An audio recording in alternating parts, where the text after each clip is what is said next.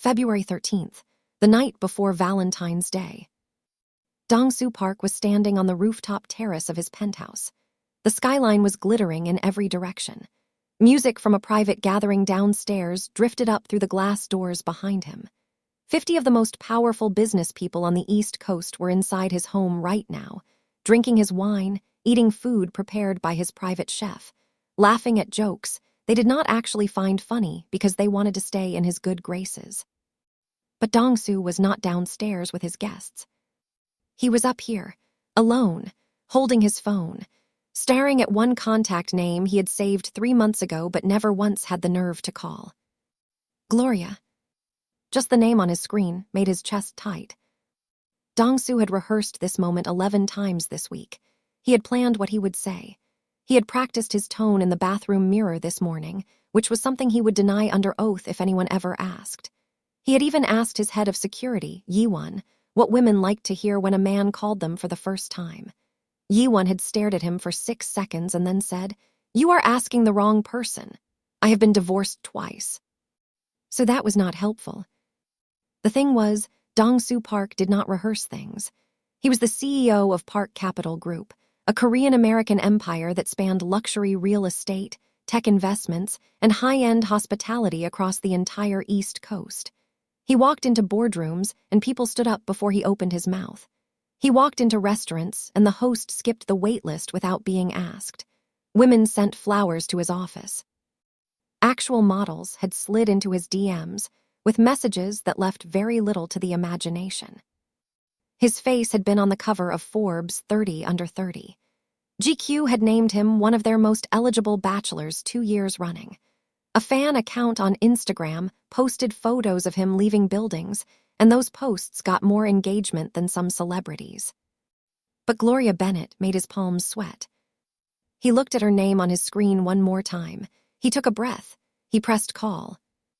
The phone rang 3 times. Meanwhile, 20 minutes south, in a small but clean apartment in Stamford, Connecticut, Gloria Bennett was sitting cross-legged on her bed.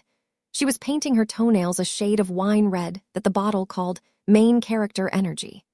She had her laptop propped on a pillow playing a rerun of Love is Blind, and she was eating hot Cheetos with chopsticks so she would not mess up her nails. It was a system she had perfected in college, and she was proud of it. Her phone rang, unknown number. Gloria looked at it. Her thumb hovered over the decline button. She got spam calls at least 4 times a day, and she was not in the mood to hear about her car's extended warranty. But something made her pick up. "Hello." "Gloria," a male voice, deep, calm, a little tight around the edges like he was holding something back. "This is Dong-soo Park."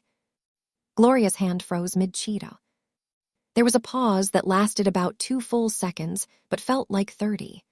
Her brain was doing that thing where it tried to process 17 thoughts at once, and none of them made it to her mouth. Dong-soo Park, the Dong-soo Park, the man she had spent exactly 1 evening around 3 months ago at a private dinner event she coordinated at his estate. The man who had watched her across the room all night with those sharp, dark eyes. The man whose assistant had quietly asked for her phone number at the end of that night. The man who then never called. Until right now. February 13th, the night before Valentine's Day. Gloria set down the chopsticks. She set down the nail polish. She muted Love is Blind. And then she said the thing that changed everything. She laughed, not a mean laugh, not a nervous laugh. A warm, surprised, genuinely happy laugh that came from somewhere deep and real. And then she said, "Oh my God, finally. I was starting to think I imagined the whole thing. Yes, I would love to go out with you. I literally told my best friend last week that if you never called, I was going to show up at your office with a coffee and ask you myself." On the rooftop in Greenwich, Dong-soo's brain short-circuited. He had prepared for rejection. He had a whole graceful response ready if she said no. He had prepared for awkwardness, for a polite dodge, for the "I am really busy right now" excuse. He was not prepared for Gloria Bennett to say she had been waiting for him too. His hand went slack. His fingers opened. His phone slipped out of his grip, hit the terrace railing, bounced once, and tumbled over the edge into the darkness below. 14 stories down. He stood there for 4 full seconds with his mouth open, hand still in the air where the phone used to be, heart hammering so hard he could hear it in his ears. Then he started laughing. The kind of deep, uncontrollable laugh that a man only lets out when something has genuinely knocked him sideways. The kind of laugh he had not made in years. He had to go downstairs. He had to walk through his own party, past 50 powerful people who all wanted his attention, out the back door, around the side of the building, and into the landscaped hedges where his phone had landed. He found it face down in the mulch, screen cracked in 3 places but still glowing. He called her back. When she picked up, her voice was different now, a little sharper. "Did you just hang up on me?" "I dropped my phone off my roof." There was 1 beat of silence. Then Gloria burst out laughing so hard she snorted. It was a graceless, unfiltered, completely unperformed snort laugh, and Dong-soo stood there in his $3,000 suit with mulch on his shoes and dirt on his knees and knew, in that exact moment, that he was already gone for this woman. He asked her to dinner, Valentine's Day, tomorrow night, somewhere special. She said yes, without hesitating. After they hung up, Dong-soo stood in the hedge for another minute, just breathing. Yi-won appeared from the side door, arms crossed, looking down at his boss standing in a bush. "Everything all right, sir?" She said yes, Yi-won. "You are standing in a bush." She said yes. Yi-won nodded slowly. "Congratulations, you have mulch in your hair." Here is the thing about how they met. 3 months earlier, Gloria had been working as a private events coordinator for a luxury catering company that serviced high-end clients across Fairfield County. She was not a guest at Dong-soo's private investor dinner that night. She was staff. She wore the standard black uniform. She carried a clipboard and a headset. She was invisible by design. But she was not invisible to Dong-soo. He noticed her the moment she walked in, not because she was beautiful, although she absolutely was. Smooth brown skin, deep-set dark eyes, the kind of natural beauty that did not need filters or contour or any of that. He noticed her because of the way she handled a crisis. 15 minutes before the first course, the original seating arrangement collapsed because 2 investors who hated each other had been placed at the same table. The sous chef was panicking about a sauce that broke. One of the servers dropped a tray of glasses in the kitchen. Gloria fixed all 3 problems in under 4 minutes. She rearranged the seating without anyone noticing. She talked the sous chef down with 1 calm sentence. She helped the server clean up the glass and told him, "Stuff breaks. You are fine. Go take a breath." And then, at the end of the night, she did something that sealed it. Dong-soo's elderly grandmother, Madame Park, was visiting from Seoul. She spoke almost no English. She had been sitting quietly in the corner of the living room, looking a little lost among all these American business people who did not know how to talk to her. Gloria walked over. She could not speak Korean, but she sat down next to the old woman, smiled warmly, and pointed to the flower arrangement on the nearby table. She gestured as if to say, "Beautiful, right?" Madame Park's face softened. She nodded. Gloria poured her tea. They sat together for 10 minutes, communicating through gestures and warmth, and by the end of it, Madame Park was patting Gloria's hand like she was family. Dong-soo watched the whole thing from across the room, and something shifted inside him that he could not name and could not undo. After the event, he told his assistant, Hana, to get Gloria's number.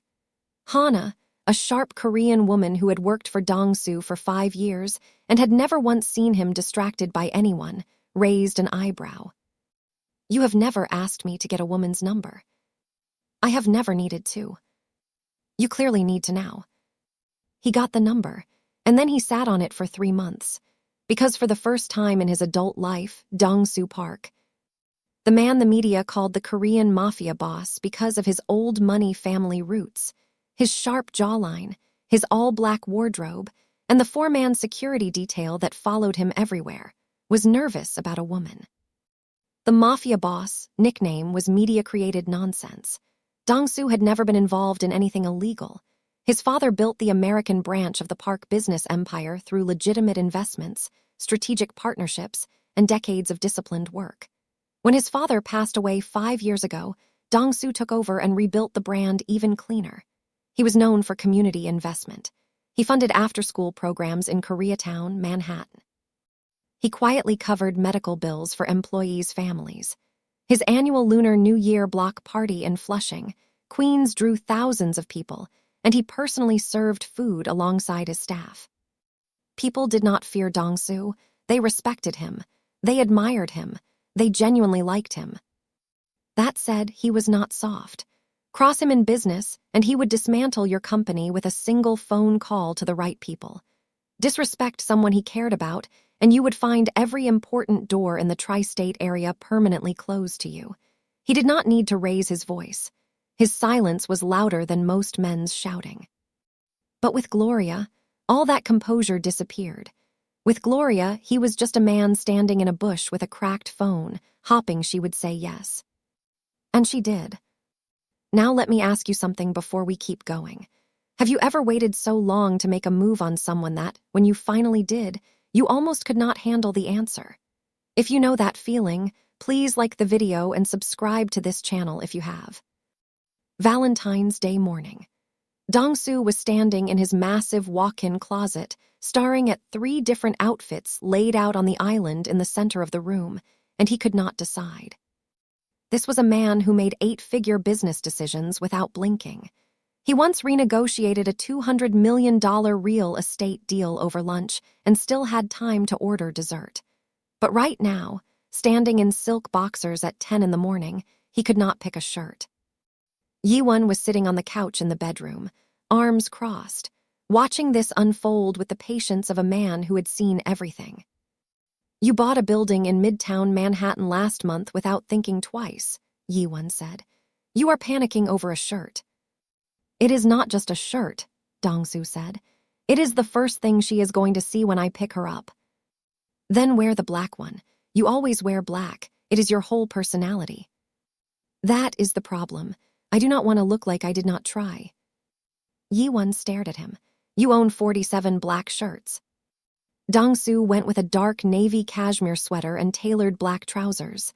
No tie, no suit jacket. He wanted to look like himself but softer, approachable, like a man going on a date, not closing a deal. Meanwhile, across town in Stamford, Gloria's apartment was a war zone. Her best friend, Renee, had arrived at 8 in the morning with a garment bag, a makeup case the size of a small suitcase, and 2 iced coffees.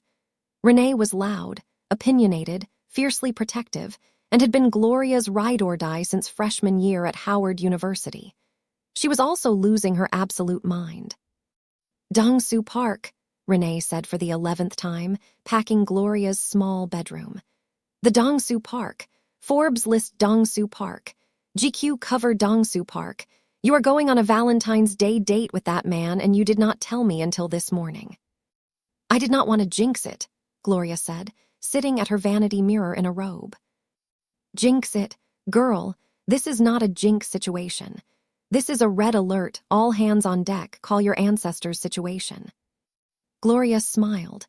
But when Renee was helping her zip up the back of her dress, a deep burgundy number that fit her like it was made for her body, Gloria got quiet. "What if I do not fit in his world?" she said softly. Renee stopped zipping. She turned Gloria around to face the mirror. Gloria looked at herself. The dress was perfect against her brown skin. Her hair fell in soft curls framing her face. Her eyes were bright. She looked beautiful and she knew it, but beauty was not the thing she was worried about. "Gloria Denise Bennett," Renee said firmly. "You grew up in Baltimore. Your mama was a school nurse who worked double shifts, so you and Terrence never went hungry. You put yourself through Howard on scholarships and 2 jobs. You built your entire career from nothing. Do not stand here and tell me you do not fit anywhere. That man should be worried about fitting into your world." Gloria blinked. She took a breath. She nodded. "Okay," she said. "Okay." Dong-soo did not take her to some flashy Manhattan restaurant with a 3-month wait list and paparazzi outside. Instead, he had rented out an entire private greenhouse venue in Westport, Connecticut. The space was breathtaking. Warm golden lighting hung from the glass ceiling. Living greenery draped from every beam. Candles flickered on surfaces everywhere, casting a glow that made the whole space feel like it existed outside of time. A single table was set for two in the center of the room. A live cellist sat in the corner, playing something soft and aching and beautiful. The menu had been designed by a private Korean-American chef who created a fusion tasting course that blended Korean and Southern American flavors. Gochujang glazed short ribs with collard greens, kimchi mac and cheese, sweet potato bingsu for dessert. Every dish was a bridge between two worlds. Because Dong-soo remembered something. 3 months ago, at his investor dinner, Gloria had been talking to one of the servers during a quiet moment and mentioned that her grandmother was from North Carolina and made the best sweet potato pie Gloria had ever tasted. Gloria said it casually, the way people talk about memories they hold close. She did not know anyone important was listening. But Dong-soo heard every word, and he remembered all of it. When Gloria walked into the greenhouse, she stopped. Her eyes went wide. Her lips parted. She turned in a slow circle, taking in the candles, the greenery, the cellist, the single perfect table. She was quiet for a long time. Then she looked at Dong-soo and said, "You remembered the sweet potato pie thing." He said, "I remember everything you said that night." The way she looked at him in that moment, Dong-soo knew he would remember that expression for the rest of his life. They sat down and the dinner was nothing like what Gloria expected. It was not stiff. It was not formal. There was no awkward silence where both people stared at their plates wondering what to say. They talked like they had known each other for years. Dong-soo told her about growing up caught between two cultures. Korean enough to carry his family's legacy and honor the traditions his grandmother held sacred. American enough to feel like he never fully belonged when he visited Seoul. He told her about his grandmother, the same woman Gloria had been kind to at the event, and how Madam Park had basically raised him because his father was always working. "She is the strongest person I have ever known," Dong-soo said. "She is also the most stubborn. She still thinks she knows what is best for everyone." "That sounds like my mama," Gloria said, smiling. She told him about her father. He passed when Gloria was 14. Heart attack on a Tuesday morning. No warning. He was there and then he was gone and the whole world changed in one phone call. Her mother, Brenda, held everything together through sheer force of will. Double shifts at the school clinic. Weekend work at a second job. Never once letting Gloria or her younger brother Terrence see how tired she was. Gloria told Dong-soo that she got into event coordinating because she loved making spaces feel like magic for other people. Even when her own life felt ordinary, she could walk into a room and transform it into something that made people forget their problems for a few hours. "That is not ordinary," Dong-soo said. "That is a gift." Nobody had ever called her work a gift before. There was a moment, somewhere between the third course and the fourth, where they were both laughing about something small. Dong-soo was telling her about the time he accidentally set off a fire alarm trying to cook ramyeon at 2 in the morning during his sophomore year at Columbia. The entire dorm was evacuated. He had to stand outside in sweatpants and one shoe while a fire truck showed up. Gloria was laughing so hard her eyes watered, and without thinking about it, she reached across the table and put her hand on his. They both noticed. The laughter faded into something quieter, something that sat in the space between them like a heartbeat. Neither of them pulled away. When dinner ended, Dong-soo walked Gloria to the car he had arranged for her. A private black SUV, not a limousine, because during their phone call the night before, Gloria had said she did not like anything too extra. He listened. He always listened. As she was about to get in, his phone buzzed in his pocket. He glanced at it, just a quick look, but Gloria saw his expression change. It was a micro shift, a flicker of something she could not read. There and gone in half a second, like a cloud passing over the sun. The text was from someone named Soo-yeon. The preview on his lock screen read, "You promised, Dong-soo. You know what your grandmother expects." He put the phone away. He smiled at Gloria like nothing happened. "I had the best night I have had in years," he said. Gloria smiled back. She got in the car. She waved as it pulled away. But on the drive home, she replayed that moment over and over. That micro-expression, that tiny crack in his composure. She did not know what it meant, but she felt it in her gut. Something was sitting behind that beautiful evening, something he was not telling her. She stared out the window at the Connecticut night passing by and told herself to stop overthinking. It was a perfect date. He was perfect. Everything was perfect. But Gloria Bennett had learned a long time ago that perfect was usually the thing that came right before the fall. Gloria woke up the next morning to chaos. Her phone had 43 text messages, 12 missed calls, and her name was trending on Twitter. She sat up in bed, squinting at the screen, scrolling through the notifications with growing confusion and then growing horror. Someone at the greenhouse venue had taken a photo through one of the glass walls. It was slightly blurry but completely unmistakable. Dong-soo Park sitting at a candlelit table, leaning forward, his hand extended toward a beautiful black woman in a burgundy dress. The intimacy was obvious. The chemistry was visible even through bad phone camera quality. A popular gossip blog had posted it with the headline, "Park Empire heir spotted ON Valentine's date with mystery woman, and she's not Korean." The comments section looked like a battlefield. "She is stunning, who is she?" "Gold digger radar is going off." "His grandmother is going to have a stroke, El Mao." "He can do better." "Wait, she is actually gorgeous though." Another rich man fetishizing black women for clout. "They look so good together, OMG."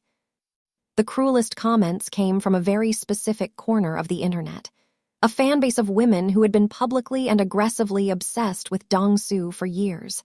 They had fan accounts. They tracked his movements. They photoshopped themselves into pictures with him, and they were furious. Renee called at 7:48 in the morning. "Girl, you are on the shade room." Gloria pulled the phone away from her ear because Renee's voice was at a frequency that could shatter glass. "What?" "The shade room, Bossip, Twitter, TikTok. Someone took a photo of you and Dong-soo and it is everywhere." Gloria opened Instagram. The photo had been reposted hundreds of times already. People she had never met were tagging her workplace. Strangers were digging through her private Instagram trying to figure out who she was. Someone had already found her LinkedIn. She felt her stomach drop. Gloria was a private person. She had 400 Instagram followers, most of them family and college friends. She did not post thirst traps. She did not go viral. She did not exist in the public eye. And now the entire internet was dissecting her face, her body, her dress, her worthiness, her skin color, and her right to sit across a table from a man she liked. "I think I am going to throw up," Gloria said quietly. "Do not throw up," Renee said. "You look incredible in that photo, own it." But Gloria did not feel incredible. She felt exposed. Across town, Dong-soo saw the photo 20 minutes after waking up. Hana was already in his home office, laptop open, phone in hand, running damage control scenarios. "We could release a statement," Hana said. "Something simple, private business dinner, not romantic, shut it down." Dong-soo looked at her. His jaw was tight. "I am not hiding her." "Dong-soo, the optics." "I said I am not hiding her, Hana." That ended the conversation. Later that morning, Dong-soo was walking into the Park Capital Group building in downtown Stamford when a reporter from a local news outlet spotted him and shouted from across the parking lot, "Mr. Park, who was the woman in the Valentine's Day photo?" Dong-soo stopped walking. He adjusted his coat. He looked directly at the reporter's camera and said, calmly, clearly, "Someone I am lucky she said yes."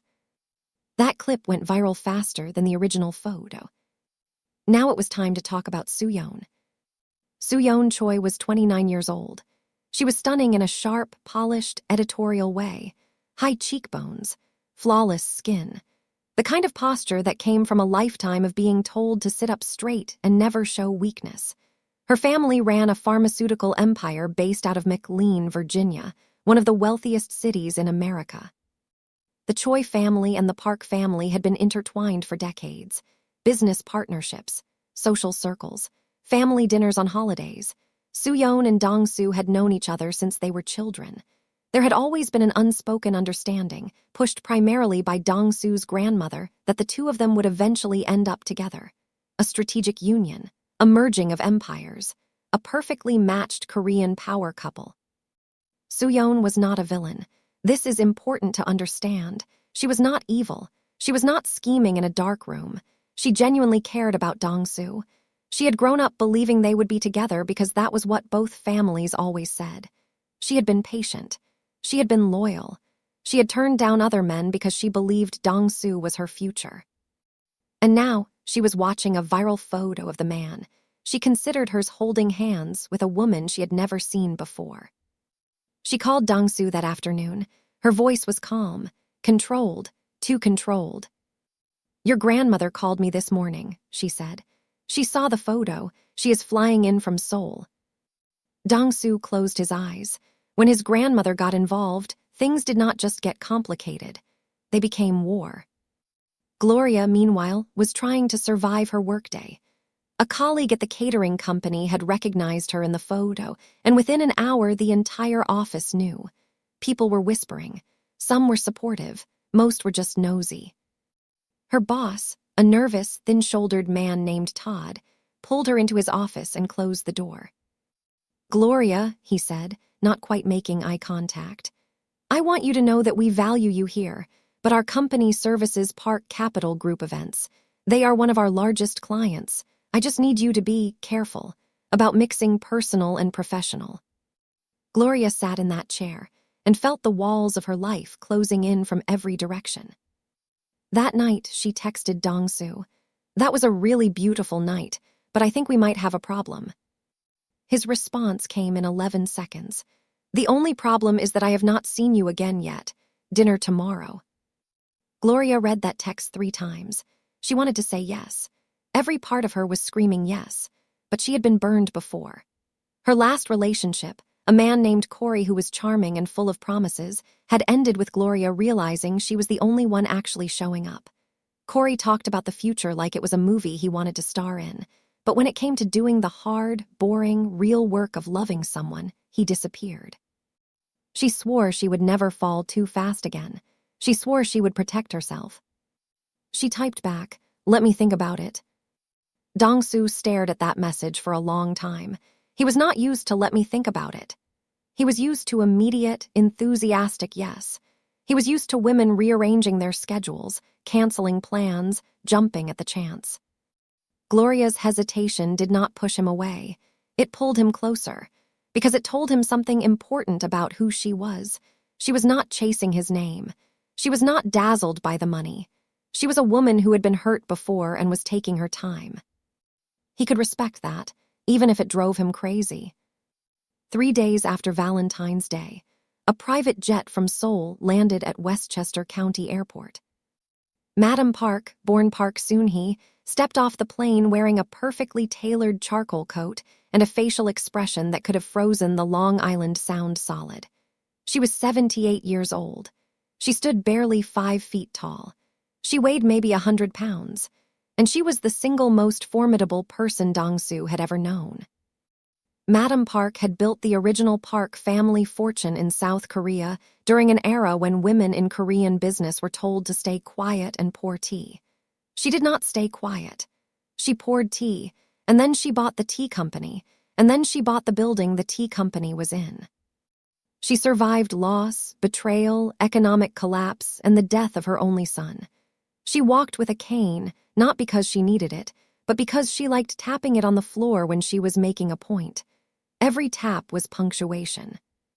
She did not yell. She did not argue. She stated what would happen, and for 40 years what she stated happened. She was sitting in Dong-soo's penthouse living room 2 hours after landing, sipping tea from a cup she had brought from Seoul because she did not trust American teacups. "Soo-yeon's family called me," she said. Her English was accented but precise. "They are embarrassed. You made a promise, Dong-soo." Dong-soo was standing by the window. He turned. "You made a promise, grandmother. I never agreed to marry Soo-yeon." Tap.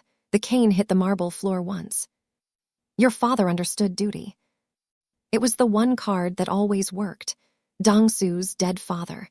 His legacy. The weight of being the only son, the only heir, the only person left to carry the Park name forward.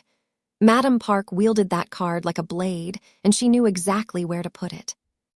Dong-su flinched, just slightly, but he recovered. Because this time, when the old guilt tried to settle on his shoulders, something pushed back. He thought about Gloria, the sound of her laugh, the snort laugh that was graceless and real and completely unperformed. The way she wiped Cheeto dust off her fingers while talking about her dreams. The way she touched his hand like it was the most natural thing in the world. "I am not marrying Soo-yeon, grandmother," he said. Quiet, firm, final. Madam Park set down her teacup very slowly. She looked at her grandson for a long moment. She did not respond. She did not argue. She just looked at him with an expression that said very clearly, "We will see." Gloria, despite everything, said yes to another dinner with Dong-su. This time it was different. No greenhouse, no private chef, no candles. He took her to a small, family-owned Korean barbecue spot in Fort Lee, New Jersey, right across the George Washington Bridge. The place was loud, crowded. The tables were slightly sticky. The ventilation system barely worked, so the whole room was hazy with grill smoke. The owner, a Korean man in his 60s named Mr. Yoon, recognized Dong-su when he walked in and nearly dropped a plate of banchan. Dong-su grilled the meat himself. He showed Gloria how to make the perfect lettuce wrap. Meat first, then rice, then a dab of samjang, then a slice of raw garlic if she was brave. "I am always brave," Gloria said. She ate the raw garlic. Her eyes watered. She ate another one. They talked about things that mattered. Gloria asked the question she had been holding since Valentine's night. "That text you got when you were walking me to the car, the one that changed your face, what was it?" Dong-su paused. The grill sizzled between them. He could deflect, he could lie, he could say it was work. He told her the truth, all of it. Soo-yeon, the childhood connection, the family's expectations, his grandmother's plans, the unspoken promise he never actually made but everyone acted like he did. Gloria listened without interrupting. When he was done, she was quiet for a moment. Then she said, "So I am the woman who is not part of the plan." Dong-su looked at her. The grill's smoke drifted between them. The noise of the restaurant buzzed all around them. Mr. Yoon was yelling at someone in the kitchen. It was the least romantic setting imaginable. And Dong-su said, "You are the plan now. You just do not know it yet." That line landed somewhere deep in Gloria's chest and stayed there. But she was not naive. She had seen what happened when a man's family did not accept you. Her own mother had married Gloria's father against family objections and spent years trying to prove she was enough. "I like you, Dong-su," Gloria said. "A lot, but I am not going to fight your family for a seat at a table I was never invited to." He leaned forward. "Then I will build a new table." She searched his face for the lie. She could not find one. When Dong-su got home that night, Hana was waiting in his home office with an expression that made his stomach clench.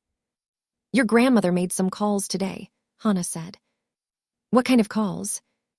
"She contacted the catering company Gloria works for, through back channels. She applied pressure through Park Capital's vendor relationships. Gloria's access to all Park-affiliated events has been revoked." The silence in the room was enormous. Dong-su did not raise his voice. He did not slam his fist on the desk.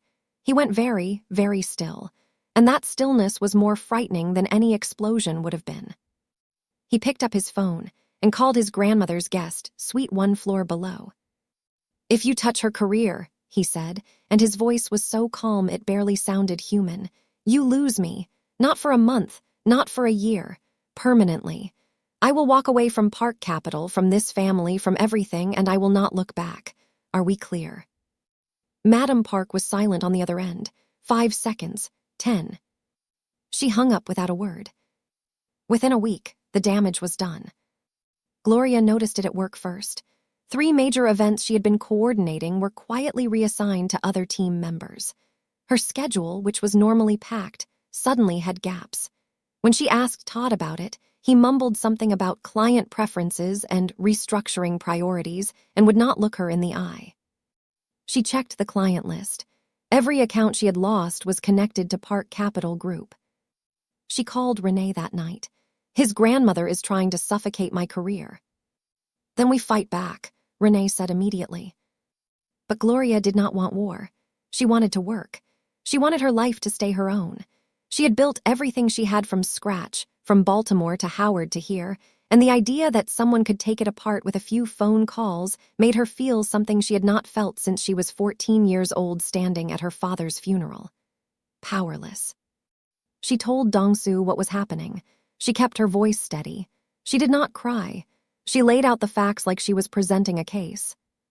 Dong-soo's reaction confirmed everything. He went straight to his grandmother's guest suite.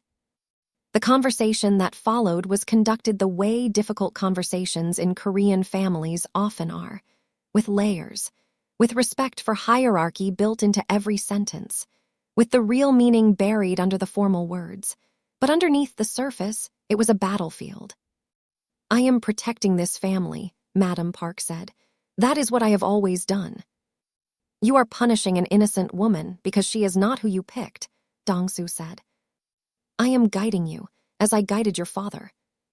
And then Dong-soo said the thing that no one in the Park family had ever said out loud. "My father was miserable, grandmother. He worked himself to death trying to meet your expectations. He never took a vacation. He never slowed down. He had a heart attack at 53 in his office at 9 at night because he was still trying to prove himself to you.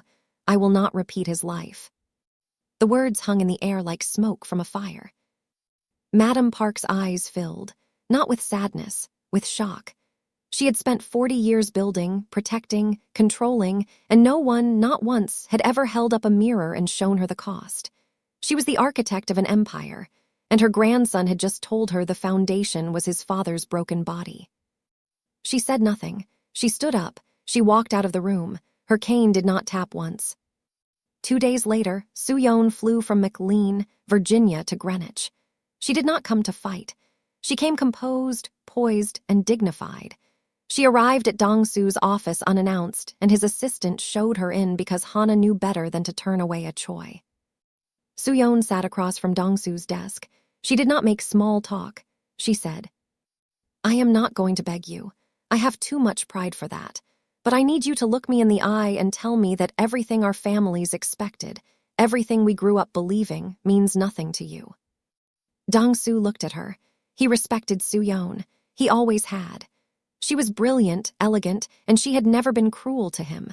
But he had never felt for her what he felt the moment Gloria laughed on the phone and snorted. "You deserve someone who cannot stop thinking about you," he said. "I am not that person, Soo-yeon. I am sorry." She held his gaze. She did not cry.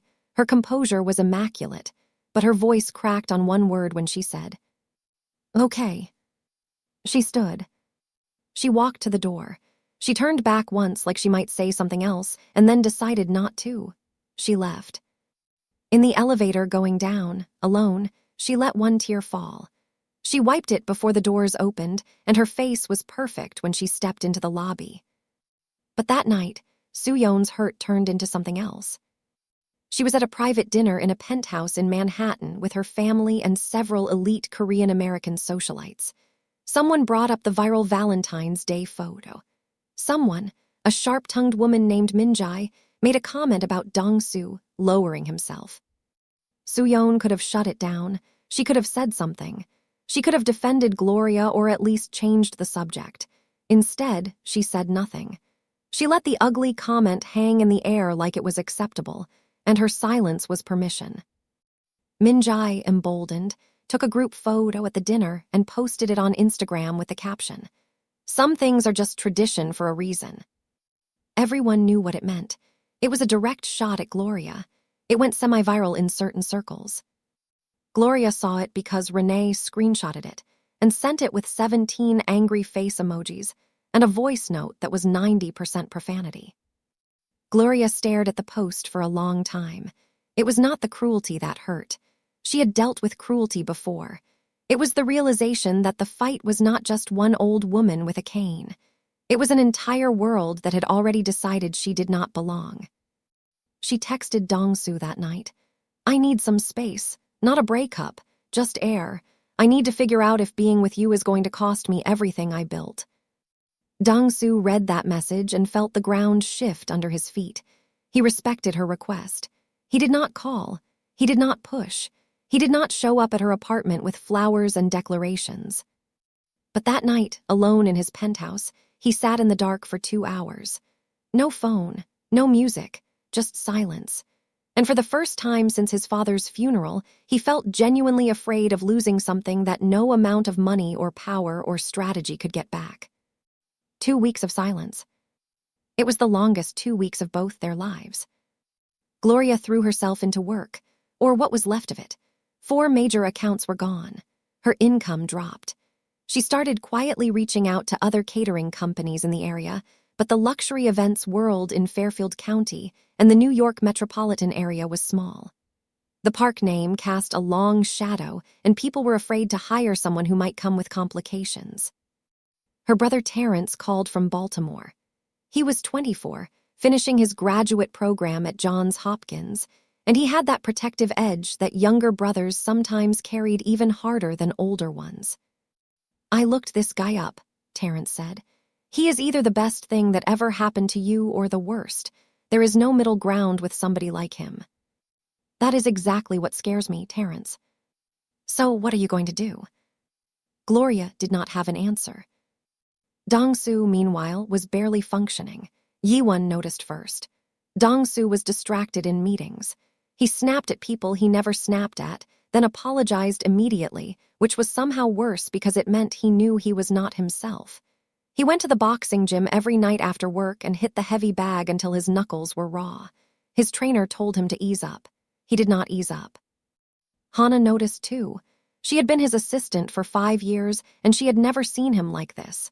He was present in body but gone in spirit. He stared at his phone sometimes like he was waiting for a text that never came. One evening, Yi-won found Dong-soo sitting in the gym after everyone else had left. Hands wrapped, knuckles bruised, staring at nothing. "Just call her," Yi-won said. She asked for space. Space does not mean disappear. It means show up differently. Dong-soo looked up at the man who had protected his family for 15 years. Yi-won was not a man of many words. When he spoke, it mattered. "Show up differently how?" Dong-soo asked. "Stop trying to be her boyfriend for a minute. Be the man she needs you to be. She told you what is wrong. Her career is under attack and she feels powerless. You have the power to fix that. Not with flowers, not with romantic dinners, with action." Dong-soo sat with that for a long time. And then he did something that shocked everyone who knew him. He called a press conference. 3 days later, financial media, business outlets, and several general news reporters gathered at the Park Capital Group headquarters in downtown Greenwich, expecting a quarterly business update. What they got was something entirely different. Dong-soo walked to the podium in a dark suit. He looked out at the cameras. He looked composed, but there was something in his eyes that the reporters who covered him regularly had not seen before. Something personal. He announced the creation of the Park Foundation for independent entrepreneurs. A $25 million fund specifically designed to help small business owners, with an emphasis on women and people of color, launch and grow independent businesses in the luxury services industry across the Northeast United States. He talked about opportunity.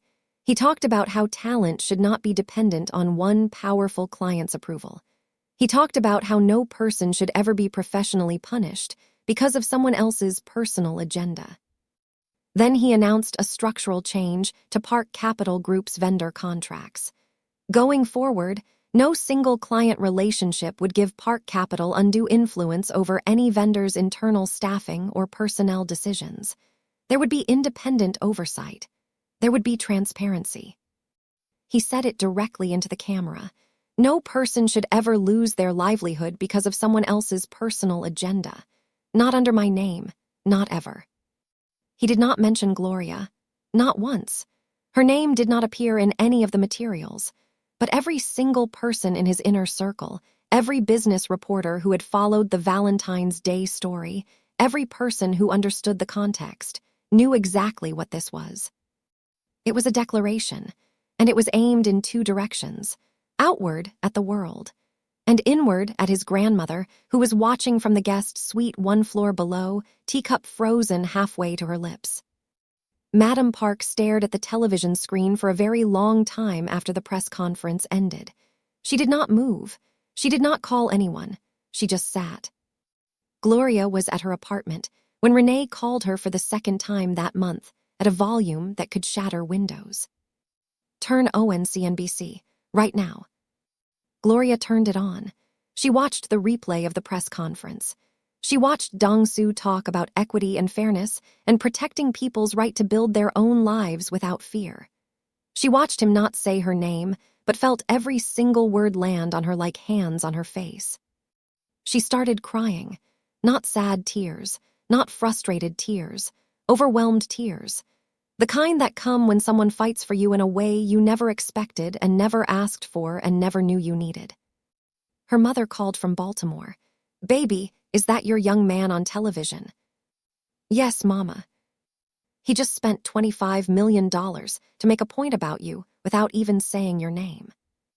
"I know." "Well, I think you should call him."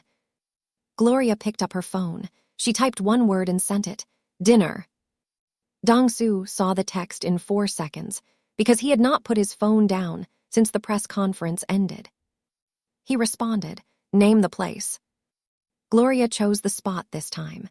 A small soul food restaurant in Bridgeport, Connecticut, run by a woman named Miss Celeste who had been cooking since the 1970s. The place was not fancy, not even a little bit. The tables had plastic tablecloths. The sweet tea came in mason jars. The walls were covered in framed photos of Miss Celeste with every person who had ever walked through her door. The food was transcendent, the kind of food that made you close your eyes and think about your grandmother. Dong-soo walked in wearing a simple black crewneck and jeans. No security outside, no entourage, just him. Miss Celeste looked up from behind the counter, saw this absurdly handsome Korean man standing in her doorway and said, "Baby, you are too handsome to be eating alone. Good thing you got company." Gloria was already there, sitting at a corner table, and when she saw him, she stood up and did something she had not done before. She hugged him, not a polite hug, a real one, arms all the way around him, face against his chest. She held on for a long time, and he held on right back. They ate, they talked, about fear, about family, about the cost of being who you are in a world that wants you to be someone it is more comfortable with. Gloria said, "I do not need you to save me." "Dong-soo, I need you to be honest with me, always, even when it is hard, especially when it is hard." Dong-soo said, "I will, and I need you to stop running when things get scary. Stay and fight with me, not against me, with me." They looked at each other across a table with a plastic tablecloth and mason jars of sweet tea, and something shifted between them that could not shift back. This was not a crush anymore. This was not infatuation or attraction or excitement. This was two people choosing each other with their eyes open, knowing the cost, and deciding it was worth it. They held hands across the table. Miss Celeste walked by, saw them, and wiped her eyes with her apron while pretending she had something in them. For the next month, things were good. Really good. Dong-soo introduced Gloria to his inner circle properly. She met Yi-won, who stood like a statue with his arms crossed while Gloria looked him up and down and said, "You know, I feel like if I said something funny right now, you would not laugh." "I would not," Yi-won confirmed. "Okay, Dong-soo told me you cried at the end of Coco." Yi-won's left eye twitched. That movie is emotionally manipulative. "Did you cry, though?" A pause. The grandmother scene is very well written. Gloria grinned. Yi-won's stone face cracked just enough to let a half smile through. From that moment, they were good. She met Hana, who was skeptical at first. Hana had watched women come and go from Dong-soo's orbit, women who wanted the name, the access, the lifestyle. But Gloria did not ask about any of that. When Hana mentioned how stressful the press conference logistics had been, Gloria said, "You coordinated all of that in 3 days. That is insane. You should be running your own firm." Hana warmed up after that. Dong-soo met Renee. This involved sitting in Renee's living room in Hartford for 45 minutes while she asked him questions that ranged from, "What are your intentions?" to, "Have you ever cheated on anyone?" to, "What is your credit score?" to, "If Gloria called you at 3 in the morning crying, what would you do?" Dong-soo answered every question honestly. At the end, Renee stared at him for 10 seconds and then hugged him hard enough to crack a rib. He met Terrence over FaceTime. Terrence leaned into the camera and said, "If you hurt my sister, I do not care how rich you are. I will find you." Dong-soo nodded. "Understood. I am not playing." "I know." Terrence stared at him a moment longer, then nodded. "All right, you seem solid, but I have got my eye on you." Things were good. They were falling into a rhythm, not the breathless, unsustainable rush of a new relationship, something steadier, something that felt like it could last. Then the bomb dropped. A gossip blog with 2 million followers published an audio clip. In the clip, a voice that sounded exactly like Gloria's was heard talking to someone. The voice said, "Honestly, the money is not the main thing, but it does not hurt. I mean, have you seen his accounts? If I play this right, I am set for life. The man is in love with me. It is almost too easy." The clip was 90 seconds long, and it was devastating. It went viral within hours. Twitter exploded. Instagram comments flooded every post related to Dong-soo and Gloria. The hashtag Gloria's grift started trending. People who had supported her turned on her. People who had hated her from the beginning said they knew it all along. Gloria was at work when Renee called, and this time Renee's voice was not loud. It was shaking. "Gloria, go online right now." Gloria listened to the audio clip in the bathroom at work. She stood in the stall with her phone pressed to her ear and her blood running cold. It was not her voice. It was close, extremely close. The tone, the cadence, even the little verbal habits were almost right. But it was not her. She had never said those words. She had never thought those words. She had never talked about Dong-soo's money like that to anyone, not even to Renee in their most private conversations. Someone had manufactured this. Someone had created a fake version of her voice and put words in her mouth designed to destroy everything she had built. But the internet did not care about nuance. The court of public opinion operated at the speed of outrage. By noon, Gloria had death threats in her DMs. Her catering company put her on administrative leave pending internal review. Her mother called from Baltimore in tears. "Baby, tell me that is not you on that recording." "It is not me, Mama. I swear on Daddy's grave, it is not me." Dong-soo heard the audio that morning. He was in his office. Hana played it for him. He listened once all the way through, his face completely unreadable. For exactly 90 seconds, doubt flickered through his mind. It was a reflex, not a belief. Dong-soo had been used before, not romantically, but in business. People had gotten close to him for access, for money, for connections. They smiled in his face and calculated in his absence. The paranoia was an old scar that never fully healed. Then he played the audio again. He closed his eyes and listened. He knew Gloria's voice. He knew the way she dropped her G's when she was being casual. He knew the warmth in her tone when she talked about something real versus the flatness when she was being sarcastic. He knew the rhythm of her speech, the way she paused before making an important point, the way she breathed between sentences. This audio was wrong. The rhythm was slightly off. The breathing pattern was mechanical. The warmth was missing. Whoever created this had gotten close, but they had not gotten the soul of it right. He called Gloria. She picked up on the first ring. "I know that is not you," he said. She was quiet, breathing hard. He could tell she had been crying but was trying to stop. "How do you know?" she whispered. "Because I know you, and whoever made that recording does not." She broke. She cried on the phone and he stayed on the line. He did not try to fix it with words. He did not make promises or speeches. He just stayed, breathing with her, present. Then he went to work. He put Hana and his private security team on it immediately. He hired a digital forensics firm based in Palo Alto that specialized in deepfake detection and AI-generated media analysis. He gave them unlimited resources and a 72-hour deadline. They delivered in 48. The audio was created using AI voice cloning software. The source material used to train the voice model had been pulled from a video on Gloria's private Instagram. It was a clip of Gloria talking to Renee at a birthday party 6 months earlier. The account that accessed and downloaded that video had digital fingerprints that led back to one person. Min Jae, the socialite from Soo-yeon's dinner circle, the one who posted the passive-aggressive Instagram caption. But Min Jae did not act alone. The forensics team found email communications showing that Min Jae had been in contact with someone who provided the idea, the technology recommendation, and the encouragement to go through with it. That someone told Min Jae the audio would just scare the girl off, nothing serious. It was not Soo-yeon. It was not Madam Park. It was Todd, Gloria's boss. Todd, the nervous, thin-shouldered man who had hired Gloria 3 years ago. Todd, who had lost major clients because of the Madam Park situation and blamed Gloria entirely. Todd, who had been hemorrhaging money and whose board was pressuring him.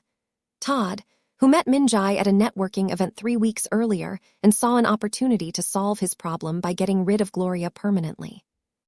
The knife had come from inside Gloria's own professional world, from someone she trusted. When Dong-soo presented the evidence to Gloria, she sat in his penthouse and stared at the forensics report for a long time. "Todd," she said, not a question, a reckoning. She did not cry, she was past crying. Something harder and colder settled into her expression. Not cruelty, focus. A quiet, determined fury that came from a place deeper than anger. "I want to handle this myself," she said. Every instinct in Dong-soo's body wanted to pick up his phone, make one call, and end Todd's career before sundown. He had the power to do it. He had the resources. He had the connections. He could destroy Todd so completely the man would not be able to get a job managing a food truck. But he looked at Gloria's face, and he saw something he recognized. The need to fight her own fight. The need to prove, to herself more than anyone, that she was not a victim. He said, "Tell me what you need." Gloria went strategic. She contacted a lawyer. Not just any lawyer. A sharp, brilliant woman named Vivian Park, no relation to Dong-soo, but the coincidence made Renee howl with laughter, who specialized in defamation, workplace retaliation, and media law. Gloria filed a defamation claim against the gossip blog that published the audio without verification. She provided the digital forensics report proving the audio was AI-generated. She filed a separate wrongful termination and workplace retaliation claim against Todd and the catering company. She documented everything: the reassigned accounts, the revoked access to Park-affiliated events, the administrative leave, all of it tied directly to her personal relationship and having nothing to do with her job performance. Vivian reviewed the evidence and said, "This case is strong, very strong, but the court of public opinion moves faster than the legal system. You need to get ahead of the narrative." So Gloria did something she had never done before. She stepped into the light. She sat on her bed in her apartment in Stamford. She propped her phone against a stack of books. She pressed record. And she spoke directly into the camera, wearing no makeup, hair pulled back, eyes clear. "My name is Gloria Bennett. I am from Baltimore, Maryland. I am 27 years old. I am an events coordinator. I am someone's daughter, someone's sister, and someone's friend. I am not a character in a story someone else is telling about me. I am a real person with a real life and a real heart." She paused, took a breath. "The audio recording you heard was fake. It was manufactured using artificial intelligence by people who wanted to destroy my reputation, because I had the nerve to exist in a space they did not think I belonged in. I have the forensic evidence to prove it, and it will be shared with the appropriate legal authorities." Another pause. "I want to say one thing to every person who believed that audio without questioning it. I understand. It is easy to believe the worst about someone you have never met, but I hope the next time you hear something designed to tear a stranger apart, you pause, even for a second, because that second might matter." She looked directly into the camera. "I belong wherever I choose to stand. and I am not moving." She posted it on her Instagram, which had ballooned from 400 followers to over 180,000 since the Valentine's Day photo. The video got 4 million views in 2 days. The tide turned fast and it turned hard. The hashtag #StandWithGloria started trending nationally. Major media outlets picked up the story. The AI voice cloning angle caught the attention of tech journalists and policy advocates. Gloria's case became a lightning rod for conversations about deepfakes, online harassment, and the weaponization of artificial intelligence against ordinary people. The gossip blog issued a full retraction and a public apology. Todd was fired from the catering company when the board learned about his involvement with Min Jae.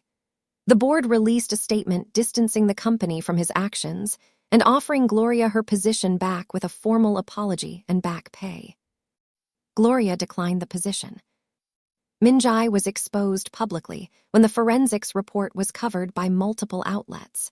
She was dropped from every social circle that mattered in the Korean American elite community. Her family issued a public apology and made a donation to a digital literacy nonprofit, which everyone knew was damage control, but nobody complained because the money went somewhere useful. Soo-yeon watched the fallout from her family's home in McLean. She was horrified. She did not know about the audio. She did not authorize Min Jae to do anything. But she understood something clearly. Her silence at that dinner, her failure to shut down the ugly comment about Dong-soo lowering himself, had created an environment where someone like Min Jae felt empowered to act. Soo-yeon could have stayed quiet. She could have let the situation resolve without her. Nobody was blaming her directly. Nobody was pointing fingers in her direction. She picked up the phone anyway. She called Gloria directly. She got the number through Hana. The conversation started tense. Gloria did not trust her. Why would she? But Soo-yeon said, "I did not do this, but I did not stop the attitude that led to it. That is on me, and I am sorry. I genuinely, truly mean that." Gloria was quiet for a moment. Then, "Why are you telling me this?" "Because I loved him," Soo-yeon said, and her voice was steady but raw. "And if he is going to be with someone, I need it to be someone worth it. From what I have seen, you are." That took enormous grace, from both of them. Gloria thanked her. They would never be best friends. They would probably never speak again. But something settled between them in that phone call that felt like closure, and it felt like respect. Now came the moment the entire story had been building toward. Madam Park requested a meeting, not with Dong-soo, with Gloria, alone. When Dong-soo told Gloria, she felt her heart rate spike. Renee immediately volunteered to come as backup. "No," Gloria said, "I need to do this alone." "Gloria." "Renee, I need to do this alone." Renee stared at her for a long moment, then hugged her and said, "You call me the second you walk out of that room." The meeting happened at Dong-soo's penthouse in Greenwich. The living room was flooded with late afternoon light. A traditional Korean tea set was arranged on the low table. Madam Park was already seated when Gloria arrived. She looked smaller than Gloria expected, older. The cane was resting against the arm of the chair. Gloria walked in wearing a simple white blouse and tailored navy pants. She had almost changed 3 times before leaving her apartment, but ultimately went with what felt like her. No armor, no performance, just Gloria. Madam Park studied her. It was the kind of gaze that evaluated everything: posture, expression, the quality of steadiness in someone's hands, the kind of fear they carried or did not carry. It lasted a long time.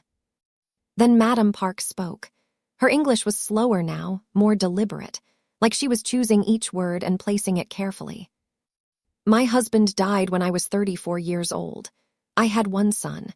I had a business that was drowning. Everyone told me to sell and go home. I did not go home. I built everything you see, everything my grandson inherited with these hands." She held up her hands. They were thin, wrinkled, strong. "I protected my son. I protected my grandson. I protected this family name. I did what I thought was right." She paused. "I was not always right." Gloria sat very still. "You remind me of someone," Madam Park said. Her voice cracked slightly on the word. "You remind me of me when I was young, before I had power, before I had money, when all I had was my spine." She reached across the low table and took Gloria's hand. Her grip was surprisingly firm. "I owe you an apology. I interfered with your work. I tried to remove you from my grandson's life. I was wrong. I see now why he chose you." Her eyes were wet. Gloria's were too.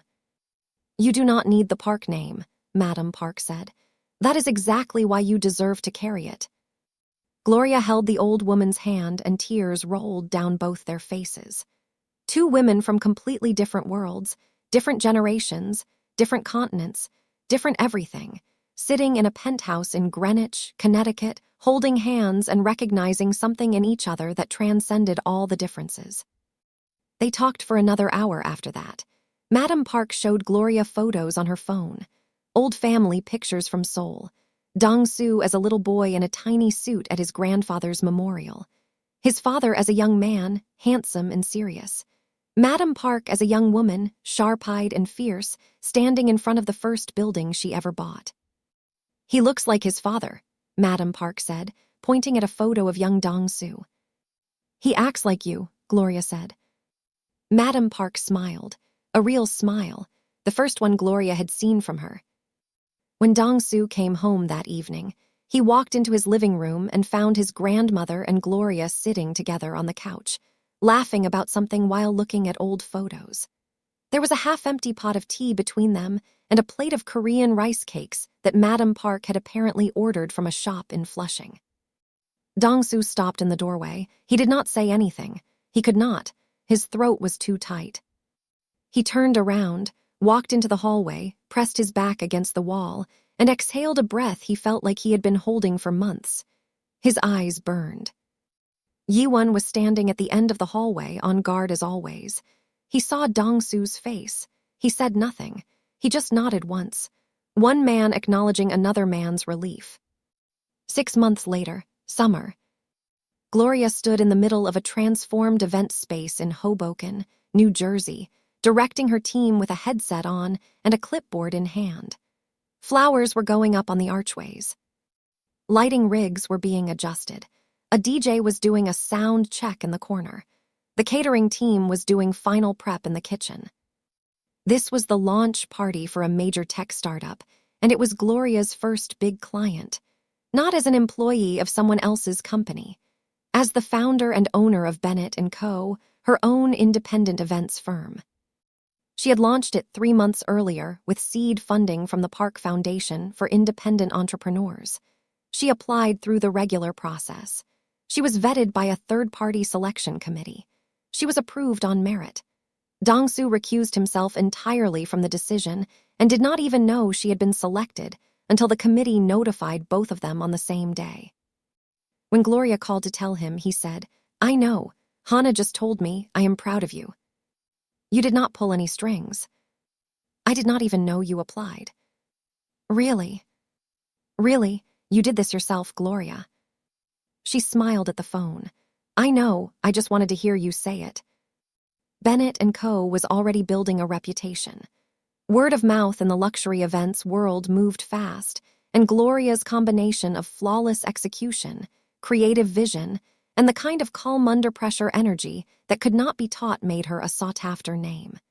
She had bookings lined up across Connecticut, New York, and New Jersey through the end of the year. Her mother flew up from Baltimore for the Hoboken launch party. Brenda Bennett stood in the corner of the event space and watched her daughter command the room.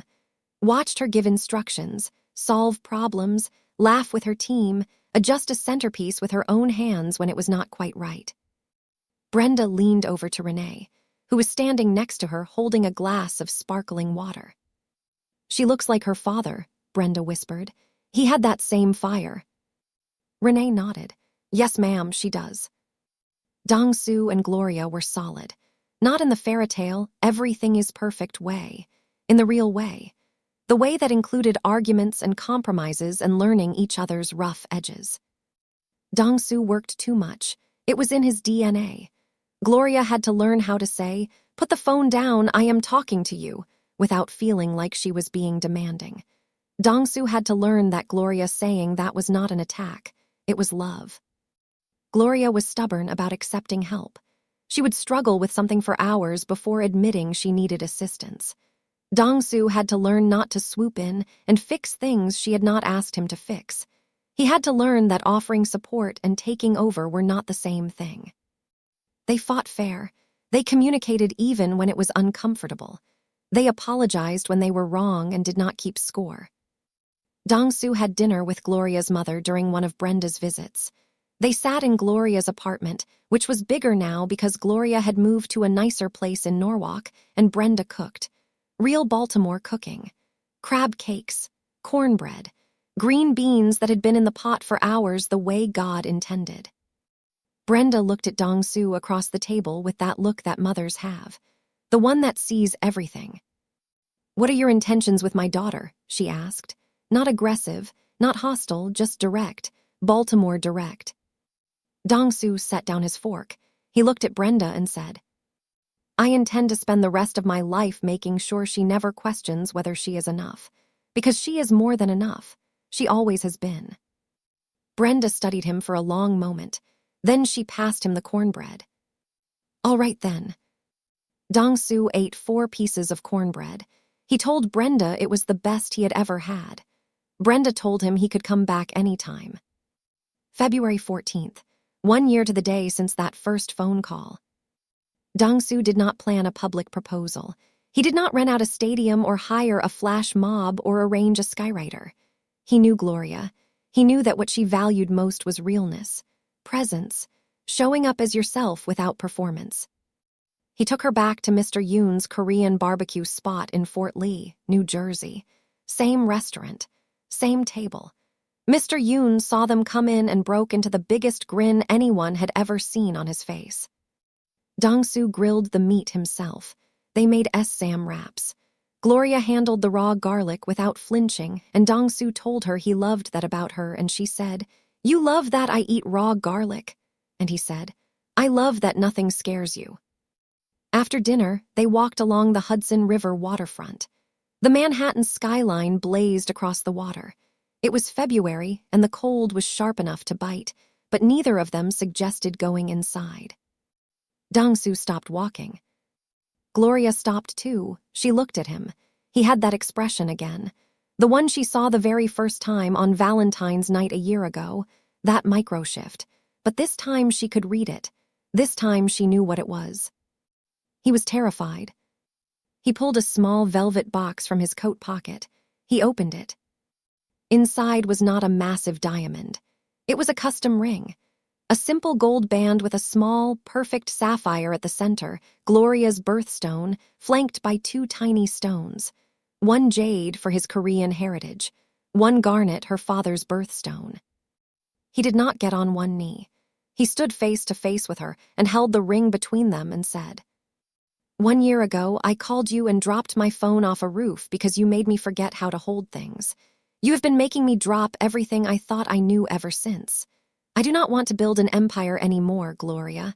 I want to build a life. With you. Will you marry me?" Gloria looked at the ring. She looked at the skyline. She looked at him. Then she grinned. "You dropped your phone again, did you not?" He blinked. "What?" "Because you are shaking so hard right now. I think you are about to drop that ring in the river." He looked down at his hands. They were trembling, visibly. The man who closed multi-million-dollar deals without a twitch in his expression was shaking like a leaf in a February wind. He started laughing. She started laughing. She took the ring from his hands. She slid it onto her own finger. She grabbed the front of his coat with both hands and pulled him close. "Yes, Dong-soo, 1,000 times yes." He kissed her, on a waterfront in New Jersey. With the wind whipping off the Hudson and the skyline burning gold and white behind them and the cold biting at their faces, and neither of them caring even a little bit. The wedding was small. Not because they could not afford a spectacle, not because they were trying to be modest, because Gloria wanted it to feel like them, and Dong-soo wanted whatever Gloria wanted. They held it at Miss Celeste's soul food restaurant in Bridgeport. The restaurant was closed for the day and completely transformed. Flowers everywhere. Warm string lights draped from the ceiling. Tables set with real china that Miss Celeste borrowed from her church because she said plastic tablecloths were not appropriate for a wedding, and she did not care if the bride disagreed. The food was a collaboration. Miss Celeste handled the southern side. A Korean chef from Flushing that Madam Park personally selected handled the Korean side. Every table had both. Fried chicken and japchae, collard greens and kimchi, cornbread and hotteok. It should not have worked together, but it worked perfectly. Madam Park was in the front row. She wore a traditional hanbok in deep blue and silver. She was sitting next to Brenda Bennett. The two women had met for the first time 2 months earlier when Dong-soo arranged a dinner. The first 30 minutes were awkward. By the end of the evening, Brenda was teaching Madam Park how to play spades, and Madam Park was teaching Brenda how to fold mandu. They had spoken on the phone 6 times since. At the wedding, they sat side by side. Madam Park's cane was resting against the chair. Brenda had a tissue in her hand. When the ceremony started, Madam Park reached over and took Brenda's hand. Brenda squeezed back. Both women's eyes were wet before Gloria even appeared. Renee was the maid of honor. Her speech was 7 minutes long. It included a detailed retelling of the hot Cheetos and chopsticks story, an impression of Gloria's face when she first realized the Valentine's Day photo went viral, a direct threat to Dong-soo about what would happen if he ever made Gloria cry, and a closing line that made the entire room sob. Gloria is the bravest person I know. And she is brave because she chooses love every single time, even when it is terrifying. Dong-soo, you better be worth it. I think you are. Yi-won was the best man. His speech was 14 words. He is a better man because of you. Take care of him. He needs it. He sat down. The entire room was silent for a moment. Then everyone started clapping. Terrence walked Gloria down the aisle. He was 25 now, freshly graduated from Johns Hopkins, wearing their father's watch on his wrist. When they reached the front and Dong-soo stepped forward, Terrence looked at him, gave one short nod, and placed Gloria's hand in his. Then Terrence stepped back and bit the inside of his cheek so hard it bled because he was not going to cry in front of all these people. He cried anyway. Dong-soo's composure lasted until Gloria appeared at the end of the aisle. She was wearing a simple white dress that moved when she walked. Her hair was down in soft curls. She was not wearing a veil. She wanted to see everything clearly. The moment Dong-soo saw her, the composure he had maintained through boardrooms and press conferences and family confrontations and every difficult moment of his adult life finally cracked. His face crumbled. He pressed his lips together hard, but it did not work. Tears rolled down his face, open and unashamed. Yi-won put a hand on his shoulder. Dong-soo put his hand on top of Yi-won's and squeezed. Gloria saw him crying and her own tears started. She laughed through them and whispered to Terrence, "He is going to make me mess up my makeup before I even get up there." Soo-yeon was not at the wedding, but a package arrived the morning of. Inside was a beautiful vintage Korean tea set, hand-painted, clearly old and clearly valuable. The note was handwritten on cream paper. "You were right. She was worth it. Be happy." Gloria read the note and set it carefully aside. She did not show it to anyone except Dong-soo. Some things were just between the people involved. 1 week after the wedding, morning, early. Dong-soo and Gloria's new brownstone in Park Slope, Brooklyn. Sunlight was coming through the kitchen windows. Gloria was making coffee in an oversized Howard University t-shirt and bare feet. Dong-soo was sitting at the kitchen counter scrolling through something on his phone. His new phone. The one that did not have a cracked screen because he had managed to hold on to it for 11 months without dropping it off a building. Gloria poured 2 mugs and set one in front of him. She leaned against the counter and looked at him. "You know what?" she said. "You still never told me something." He looked up. "What?" "That first night, when you dropped your phone off the roof. What were you going to say next? Before gravity got involved, you called me. I said yes. You had a plan. What was the next line?" Dong-soo thought about it. He took a sip of coffee. He smiled. "I was going to play it cool. I had this whole smooth thing planned. Something about destiny and timing and how some people are meant to cross paths. And And then you said you were going to show up at my office with a coffee and ask me yourself, and my brain stopped working and my hand forgot what holding meant. Gloria laughed. That laugh. That full, warm, graceless snort laugh that first broke him wide open on a February night a year ago.